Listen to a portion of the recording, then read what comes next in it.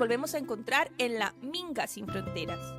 Un espacio para la acogida de la comunidad migrante y la interculturalidad. Vamos a intercambiar saberes sobre los temas que más te interesan.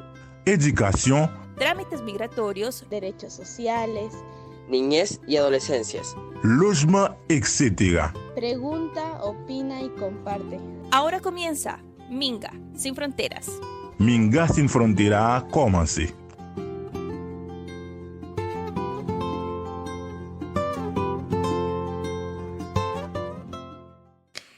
Bienvenidos y bienvenidas a un nuevo capítulo del podcast Minga Sin Fronteras. Este podcast es una producción del colectivo Sin Fronteras y tenemos el apoyo del equipo de radio Juan Gómez Millas desde donde estamos grabando.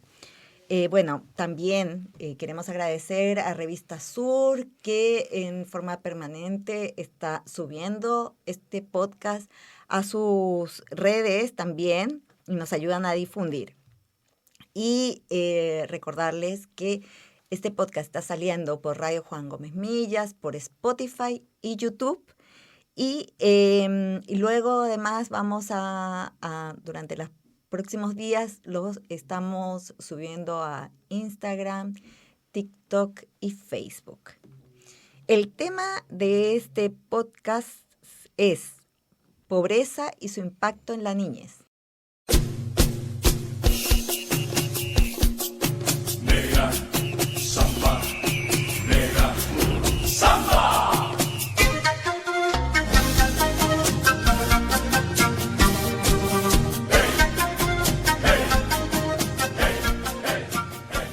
El 17 de octubre de cada año se conmemora el Día Internacional para la Erradicación de la Pobreza. Además, estamos en el tercer decenio de las Naciones Unidas para la erradicación de la pobreza que se proclama para acelerar los esfuerzos hacia la erradicación de la pobreza extrema para el año 2030.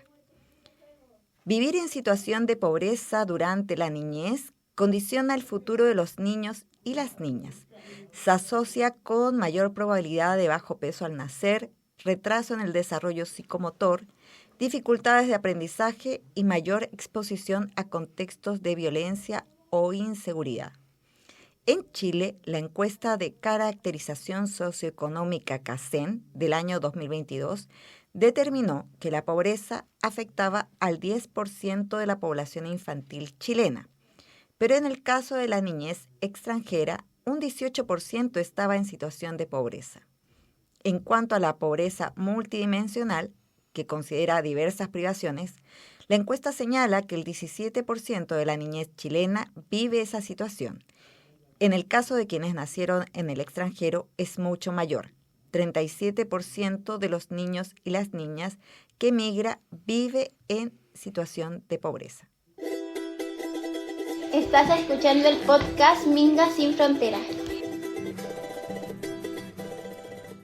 Para hablar del tema pobreza y su impacto en la niñez, hemos invitado a Paloma del Villar, directora del Observatorio Niñez de la Fundación Colunga. Bienvenida, Paloma. Muchas gracias por la invitación. Uh-huh. Bueno, para decirle a las personas que nos están escuchando, viendo, que nos cuentes qué es el Observatorio Niñez. Bueno, el Observatorio Niñez de Fundación Colunga es un centro que recopila, sistematiza y analiza datos sobre niñas y niños que viven en Chile. Nosotros comenzamos a trabajar el año 2022 y lo que planteamos, ¿cierto?, desde el observatorio es que la niñez debe mirarse desde su integralidad. O sea, nosotros adoptamos un modelo de bienestar para mirar los distintos aspectos de la vida de los niños. Con ese modelo vamos a buscar los datos que existen, recolectados, ¿cierto?, por el Estado, en sus distintos ministerios y departamentos, y a partir de eso hemos ido generando distintos informes que dan cuenta de cómo están hoy día las niñas y los niños que viven en Chile. Uh-huh. Y justamente, ¿cómo impacta la pobreza en la niñez? Bueno, antes de la pandemia, durante el año 2021, si no me equivoco, Fundación Colunga, en conjunto con una serie de instituciones, entre ellas UNICEF, lanzamos, ¿cierto?, un trabajo que se llama Nacer y Crecer en Pobreza. Ese fue un trabajo exhaustivo en que lo que hicimos fue revisar toda la evidencia disponible de cómo la pobreza, ¿cierto?, impacta en la niñez, en sus derechos, en sus posibilidades de desarrollo. Y todos sabemos, ¿cierto?, desde la experiencia cotidiana, que vivir en situación de pobreza implica un montón de carencia, un montón de dificultades que obviamente hacen más difícil también la crianza, ¿cierto? Hacen más difícil adquirir ciertos bienes y servicios necesarios para el bienestar. Y eso obviamente queda demostrado en múltiples estudios que dan cuenta cómo crecer y nacer en situación de pobreza genera, ¿cierto?, mayores dificultades en distintos ámbitos, como tú señalabas en un comienzo, en general menos oportunidades de estar expuesto a entornos estimulantes, ¿cierto?, de tener los nutrientes necesarios para el desarrollo. Hay que recordar que la niñez es este periodo en que el ser humano termina de desarrollarse, ¿cierto?, de crecer, de desarrollar su cerebro, y por ende es una etapa crítica para todo lo que viene después. Entonces, lo que pasa en la niñez muchas veces implica consecuencias para el futuro, y en ese sentido la pobreza pone a las personas en una situación de desventaja. Lo que sí hay que decir que esto no es determinante, obviamente, porque también lo más importante para el desarrollo de niñas y niños tiene que ver con un contexto, ¿cierto?, que sea cálido, que sea sensible, que sea protector. Entonces, por mucho que niñas y niñas estén en una situación de pobreza, si tienen una familia que es capaz de proteger, que es capaz de estimular, que es capaz de entregar, ¿cierto?, ese contexto óptimo para la crianza, eso puede ser contrarrestado. Entonces, no hablamos de un determinismo, pero sí hablamos de muchas dificultades, ¿cierto?, para alcanzar esos óptimos, ¿cierto? Estás escuchando Migas sin Frontera. Seguimos hablando sobre pobreza y su impacto en la niñez con Paloma del Villar. Ella es directora del Observatorio Niñez de la Fundación Colunga. Paloma, ¿qué grupos de niños, niñas están más afectados por condiciones de pobreza en Chile? Mira, ahí hay un tema que es muy relevante que me gustaría destacar. Este año hubo una comisión asesora presidencial que entregó una serie de recomendaciones para la medición de la pobreza. Nosotros sabemos, ¿cierto?, que en los últimos años ha habido en Chile inflación, que ha aumentado el costo de la vida y la forma que teníamos de medir pobreza está un poco desactualizada, ¿cierto? Nosotros calculamos desde el Observatorio de la Niñez que si nosotros aplicamos esas recomendaciones de la Comisión Asesora Presidencial, no es un 10% o 11% de la cantidad de niños que vivirían en pobreza, sino un 30%. Y cuando miramos la cifra para niñas y niños migrantes, alcanza un 45%. Entonces, ¿qué significa eso? Que si actualizamos los valores de la canasta, que es como se mide en Chile la pobreza por ingreso, niñas y niños en situación de pobreza, la cantidad, ¿cierto?, aumentaría, y obviamente niñas y niños migrantes están más vulnerables a la pobreza, las cifras son mayores, cosa que también vemos en otros indicadores, no solo de pobreza por ingresos, sino que también de inseguridad alimentaria, de hacinamiento, de cantidad de niñas y niños que viven en campamentos. Entonces, hay múltiples indicadores que nos muestran que las niñas y niños migrantes se encuentran en una situación de mayor vulnerabilidad a la pobreza, y hay otros grupos, ¿cierto?, en Chile, la población rural también, niñas y niños de zonas rurales, niñas y niños en ciertas regiones, en el norte, ¿cierto?, hay mayor probabilidad de estar en situación de pobreza. Y sobre todo, niñas y niños, que eso también es importante. O sea, en Chile las cifras de niñas y niños en situación de pobreza duplican la de los adultos. Es una población especialmente vulnerable a la pobreza. Bien preocupante esta situación, pensando que los niños y niñas son el presente, también son el futuro, y lo que mencionabas de que esto marca también una trayectoria, ¿no? ¿Cómo reducir las brechas, digamos, que existen entre niñeces chilenas y niñeces que migran, que están en situación de pobreza? Claro, y obviamente es una pregunta difícil, ¿cierto? Porque la pobreza puede ser subsanada o de distintas maneras. Por un lado, las redes de apoyo son muy importantes. Entonces sabemos que las familias que migran muchas veces no tienen esa red, tanto para buscar trabajo como para formalizarse en el empleo. Entonces hay un capital ahí que a veces no tienen esas familias. Y también sabemos que hay muchos servicios sociales que ayudan, ¿cierto?, a las familias en situación de pobreza a poder salir de esa condición o a tener quizás cubiertas ciertas necesidades como de alimentación, de techo. Entonces, yo creo que lo que está pasando ahora en Chile con estos discursos, ¿cierto?, en que se ha situado como a la población migrante como si fuera una población que no tiene derechos, obviamente pone en riesgo la posibilidad de que esas familias accedan a ciertos servicios que además, por lo demás, tienen derecho en Chile, niñas y niños, los derechos son universales. Entonces, creo que ahí hay un gran desafío, ¿cierto?, de cómo poder contrarrestar este discurso que hoy día parece como mayoritario, por lo menos cuando uno ve el debate político, y entender que los derechos de las niñas y niños son universales y dentro de esos derechos está el derecho a tener condiciones de vida digna. Sí, justamente estos días, digamos, se ha aprobado en la Cámara Baja una indicación para cambiar, digamos, una normativa de la Ley de Migraciones y Extranjería para privilegiar a los niños, niñas chilenas, población chilena, por sobre la población migrante, justamente hablando de estos factores, ¿no? Acceso a educación, acceso a salud.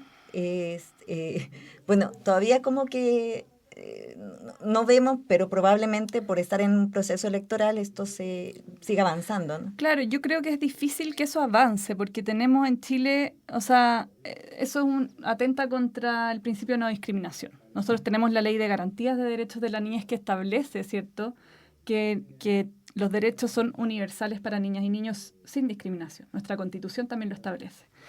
Entonces, yo tiendo a pensar que con la institucionalidad que tenemos y las regulaciones que tenemos, nosotros adscribimos, ¿cierto?, a la Convención de Derechos del Niño. O sea, hay un montón de normativa que protege a niñas y niños y sus derechos, pero de igual forma es preocupante que se instalen esos discursos, porque finalmente las personas muchas veces no saben, no conocen, ¿cierto?, esos derechos, no conocen esas convenciones, ¿cierto? Y a veces pasa que las personas que migran tienden a no acceder a los servicios por temor, ¿cierto? No llevar a sus hijos quizá al control de salud por temor a que que uno, a creer que no tengan los derechos y segundo, a que alguien los pueda denunciar o algo así. Uh-huh. Entonces, obviamente estos discursos ponen a esas personas en una situación de vulnerabilidad y creo que es muy importante para todos los que trabajamos en esto, ¿cierto?, tener claro que niñas y niños tienen derecho en Chile, han sido garantizados por la legislación y también por distintas normativas y que las medidas administrativas legislativas para la defensa y protección de niños migrantes están protegidas en nuestra legislación. Estás escuchando el podcast Mingas sin Fronteras. Estamos hablando sobre pobreza y su impacto en la niñez con Paloma del Villar, directora del Observatorio Niñez de la Fundación Colunga. Paloma, ¿qué otros factores inciden en la pobreza? Además del lugar de nacimiento, lugar donde viven, ¿qué otros factores? Nosotros tenemos en Chile dos medidas de pobreza, ¿cierto? Está la pobreza por ingresos y está la pobreza multidimensional. En la pobreza multidimensional se incluyen aquellos aspectos de educación, ¿cierto?, de redes, de acceso a servicios. Entonces, se entiende la pobreza desde esta perspectiva de que no solamente es una carencia económica, sino que una carencia de otros elementos que me permitan llevar a cabo, poder desarrollarme, ¿cierto?, tener capacidades para adquirir quizás un empleo, para acceder a ciertos bienes y servicios. O sea, no solo lo económico, sino también las capacidades para acceder a esos bienes y servicios. Obviamente, el empleo, ¿cierto?, es fundamental. En Chile lo que vemos, por ejemplo, es que mientras los niños chilenos, un 30% viven en familias que no tienen un empleo seguro, versus entre los migrantes que asciende a 45%, los que no tienen empleo seguro. También es importante considerar que la pobreza infantil tiene otra cara y que nosotros en Chile todavía no tenemos una medida de pobreza infantil. Pero lo que sí vemos, ¿y por qué tiene otra cara? Porque, como te decía, cuando uno adopta, ¿cierto?, esta perspectiva de las capacidades, tenemos que pensar en qué elementos son básicos para que los niños y niñas puedan desarrollar sus capacidades. Y ahí, por ejemplo, la inseguridad alimentaria es un elemento fundamental. O sea, si yo no tengo una buena alimentación en mi niñez, probablemente voy a transitar a la adultez y voy a tener ciertas dificultades, ¿cierto?, en mi salud. Hay un dato en Chile que es bastante impresionante. Nosotros con la encuesta de vulnerabilidad escolar vemos que un 26% de las niñas y niños en prekinder y kinder no tienen cama. Entonces, cuando hablamos de pobreza infantil, decimos hay un 10%, pero un 26% no tiene cama, entonces, ¿qué entendemos por pobreza infantil? Muchas veces esas necesidades específicas de niñas y niños pasan desapercibidas, ¿cierto?, para la mirada de los adultos, y por eso creemos que es importante mirar a la pobreza desde esa perspectiva también, desde las necesidades particulares de niñas y niños. Uh-huh. Bueno, se decía, ¿no?, esta fecha que es mundial, digamos, para la erradicación de la pobreza, muchas acciones que se hacen permanentemente, estamos escuchando políticas nuevas para reducir la pobreza, pero a pesar de todo eso, no se logra o no sé si se visibiliza más la pobreza o aumenta más la pobreza. Al menos en Chile, lo que tú comentas que es bastante, ya llama la atención y de preocupación debería de ser nacional, ¿no? Claro, lo que pasa es que Chile ha avanzado mucho en la reducción de la pobreza. O sea, en los últimos, si uno ve las cifras de la encuesta CACEN, ve que la reducción ha sido constante, salvo por la pandemia, donde hubo un aumento de la pobreza, por todo lo que sabemos, ¿cierto?, el confinamiento, la crisis económica. La pobreza ha ido a la baja.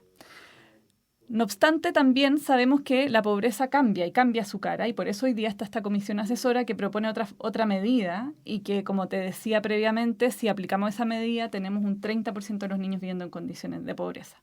Entonces, yo creo que en Chile hemos dejado de hablar de pobreza, en parte porque hemos visto estas cifras, ¿cierto?, bien prometedoras y en contraste con la región, quizás las cifras de pobreza son menores.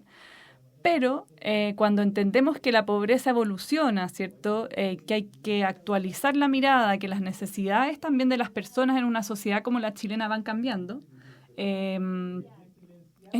necesario volver a hablar de esto, porque cuando actualicemos las cifras, probablemente vamos a tener cifras más altas, y eso significa que tenemos todavía muchas personas viviendo sin lo mínimo para tener la canasta básica, que eso es alimentación, techo, transporte, salud. Estás escuchando Minga Sin Fronteras. Seguimos hablando sobre pobreza y su impacto en la niñez con Paloma del Villar, directora del Observatorio Niñez de la Fundación Colunga. La educación es la principal herramienta para romper el círculo de la pobreza y la situación de migración también condiciona la pobreza. Hay más niños y niñas extranjeras en la educación escolar estudiando con un identificador provisorio que con un RUN, es decir, son más escolares que no tienen regularizada su situación migratoria. ¿Cómo se puede reducir la pobreza si hay estas diferencias? Es todo un desafío y yo creo que es súper importante también partir por la educación inicial. Hoy día sabemos que donde se sientan las bases para el desarrollo de todas las capacidades están los primeros años de vida. Y ahí tenemos todavía problemas de acceso en Chile. La educación inicial, entre los 3 y los 5 años tenemos un 75% de cobertura. Obviamente entre población migrante eso es menor. Y también, bueno, ustedes saben, ¿cierto?, que cuando las personas migran, el insertarse en el sistema educativo no es inmediato. Entonces muchos de estos niños quedan con brechas, ¿cierto?, en su trayectoria escolar, que puede impactar también la adquisición de conocimientos o el éxito en su trayectoria escolar. Como hemos hablado, ¿cierto?, en Chile, el derecho de los niños a la educación está garantizado para todos y todas. Pero sabemos que hay muchas trabas, ¿cierto?, al momento de cuando las personas migran de ingresar a los colegios, ¿cierto?, de que a veces faltan cupos, que a veces hay un desconocimiento también de los padres de cómo son los procedimientos para ingresar. Entonces ahí vemos que claramente todavía nos falta mucho por avanzar para que niñas y niños tengan su derecho a la educación garantizado de manera oportuna. Lo que vemos, a partir, ¿cierto?, de lo que tú comentabas en un principio, tenemos también los puntajes CIMSE hoy día. Los niños y niñas en situación de migración tienen peores puntajes, entonces hay que hacer un trabajo ahí para poder proteger, ¿cierto?, reforzadamente esas trayectorias de niñas y niños migrantes para que ellos puedan acceder oportunamente al sistema educativo y para que se integren de buena manera en el mismo y no tengan desventajas con respecto a los niños y niñas chilenos. Pero además hay un dato que yo creo que es muy impactante quizás en Chile. Nosotros en Chile, no sé si han discutido esto en otros programas, pero tenemos una de las tasas de natalidad más bajas del mundo. Y cuando uno mira los datos de los nacimientos en Chile, en el sistema público, un 20% de los nacimientos son hijos de mujeres que migran. Entonces, muchas veces también tenemos invisibilizados, ¿cierto?, a estas familias migrantes, porque los niños son chilenos, ¿cierto?, pero pertenecen a una comunidad que migra, que a veces tiene una perspectiva de instalarse en Chile o a veces no, ¿cierto?, y que, de nuevo, con toda esta discusión, ¿cierto?, que se está dando sobre los derechos, también ahí quedamos con estas interrogantes, ¿cierto?, de qué están pensando esos tomadores de decisión al momento de hablar, ¿cierto?, de que necesitamos aumentar la tasa de natalidad, pero al mismo tiempo hablar de que hay ciudadanos de primera y segunda clase, de personas que tienen derechos y otros no. Creo que son todas cosas que nos tenemos que preguntar, porque obviamente una de las fuentes, las raíces de la pobreza que tú me preguntabas anteriormente, tienen que ver con la discriminación.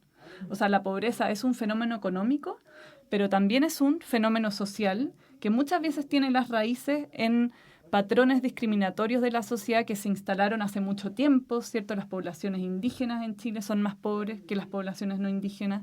En el caso de la población migrante pasa un poco lo mismo. Entonces, son personas que acceden a menos oportunidades, también porque hay patrones sistemáticos de discriminación y lamentablemente hoy día tenemos un sector de la clase política que tiende a reproducir y reforzar esos patrones. Uh-huh. El que una persona no tenga un documento que acredite su permiso de residencia en Chile agrava la situación socioeconómica porque su condición de inserción laboral, como mencionaba, son más precarias y también no puede acceder a la protección social. Si los padres, madres o adultos responsables no tienen documentos chilenos, sus hijos, hijas o niñeces bajo su cuidado quedan expuestos a mayor pobreza. ¿Qué propuestas se pueden plantear ante esta situación? De repente ustedes también han escuchado estas propuestas. No sé si las han escuchado, ojalá. O sea, de partida lo que hablábamos, ¿cierto? Los derechos fundamentales de las niñas y los niños en Chile no están condicionados a la situación migratoria. Los niños y niñas tampoco son responsables de la situación migratoria de sus padres, entonces no tiene ningún sentido que nosotros empecemos a hacer esas diferencias. Y como te decía, hoy día en Chile se garantiza el acceso a salud, tanto preventiva como de urgencia, a niñas y niños migrantes, a la educación. Entonces, claro, una medida, ¿cierto?, para atacar la pobreza tiene que ver con que esos servicios que tienen que ver con derechos sociales, pero que también ayudan a las personas a salir de la pobreza, sigan estando garantizados y que se garanticen efectivamente. Una cosa es que estén en la ley, pero muchas veces sabemos que hay trabas. En segundo lugar, bueno, lo que tú decías del acceso al trabajo formal, claramente es una dificultad, y eso es una dificultad de la población migrante, también de mucha de la población chilena. Como te decía, un 30% de los niños en Chile, independiente si sean migrantes o no, sus padres no tienen un empleo formal. Pero obviamente, por las razones que tú mencionabas, niñas y niños migrantes están más expuestos a esta situación. Pero hay otro elemento, que es la vivienda. Nosotros calculamos una cifra de asequibilidad. ¿Qué significa esto? Es cuánto dinero pagan las familias para acceder a la vivienda. Los problemas de asequibilidad en la población migrante son muy grandes. Alrededor de la mitad de los niños y niñas migrantes viven en familias que gastan más del 30% de sus ingresos en vivienda. Y también cuando vamos a ver los campamentos, ¿cierto?, que en Chile ha aumentado la población en campamento, también vemos mayoritariamente que las personas que vienen en campamento hoy día son cuidadores que son migrantes. Los niños son alrededor del 40% de los que vienen en campamento, según un estudio de la Fundación Recrea, son niñas y niños migrantes. Entonces, también ahí hay una dificultad, ¿cierto?, para acceder a la vivienda, que en Chile la Ley de Garantía de los Derechos de la Niñez garantiza, ¿cierto?, el derecho a la vivienda para niñas y niños. Y la vivienda es fundamental porque uno nos entrega arraigo, comunidad, nos da acceso a bienes y servicios, pero también en la infancia vivir en una vivienda adecuada tiene también sus impactos en el desarrollo. No es lo mismo vivir en una vivienda con hacinamiento que sin hacinamiento. El hacinamiento se ha demostrado, ¿cierto?, con distintos estudios longitudinales en Chile, ¿cierto?, que tiene un impacto en ciertas variables del desarrollo de niñas y niños. Vivir en campamentos implica también vivir más expuesto a la contaminación, a la inseguridad, un montón de elementos que en la niñez son fundamentales. Entonces, ahí también tenemos otro elemento, ¿cierto?, que refleja la pobreza, la falta de acceso a la vivienda y que también condiciona la trayectoria para adelante. También estoy pensando en la salud mental, digamos, ¿no? De qué forma, no sé si lo han estudiado, estas condiciones de pobreza afectan la salud mental de los niños, niñas que ahora, por suerte, están siendo visibilizados, ¿no? Antes nadie hablaba de salud mental y ahora sí, está en... Tenemos pocos datos de salud mental todavía a nivel poblacional en Chile.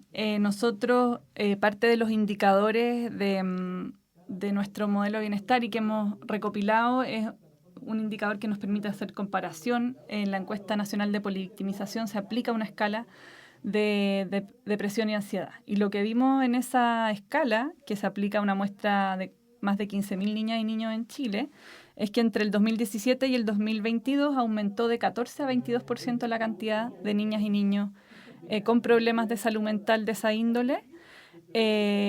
No vemos diferencias significativas entre niñas y niños chilenos inmigrantes. Lo que sí vemos diferencias muy marcadas de género, donde para las niñas se documenta con mayor magnitud, ¿cierto?, ese cambio, ese aumento.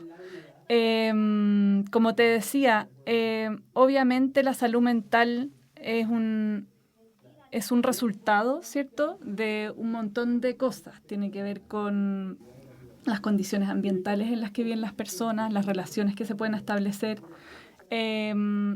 Y la pobreza supone muchas veces dificultades, ¿cierto?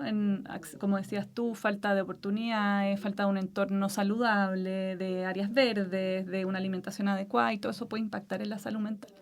Pero también sabemos que un factor protector muy relevante de la salud mental tiene que ver con la calidez familiar, las relaciones de cuidado que existan. Entonces,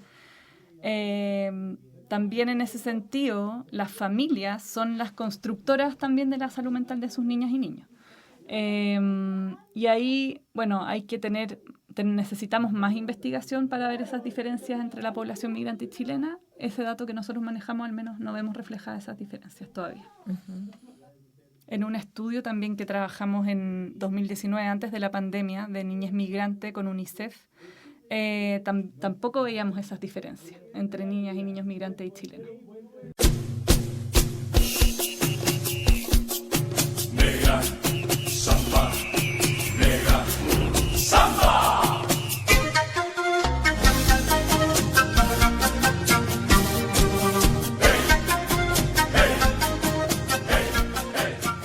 Hemos llegado al final de este capítulo del podcast Mingas sin Fronteras. Queremos agradecer especialmente a Paloma del Villar, directora del Observatorio Niñez de la Fundación Colunga, por haber venido a este espacio. Muchas gracias. Muchas gracias a ustedes por la invitación. Uh-huh. Y, por supuesto, también agradecemos a Radio Juan Gómez Millas, a Revista Sur, a Natalia y Luis, que están en los controles. Y les recordamos que pueden volver a escuchar este podcast en Spotify, en YouTube. Lo van a ver también en Facebook, Instagram y TikTok. Así que nos escuchamos pronto en un nuevo capítulo del podcast Minga Sin Fronteras. Chao.